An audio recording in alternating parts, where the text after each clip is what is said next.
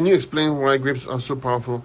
Well, grapes are very powerful because they have something, apart from the flavonoids and the antioxidants in there and the right amount of sugars, they also have astringency.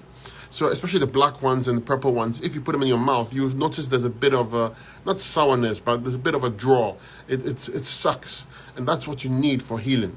And that's why we use the grapes. And also the grapes are one of nature's most perfect foods. If you had nothing but grapes, you could survive. Okay, it's really, really powerful stuff.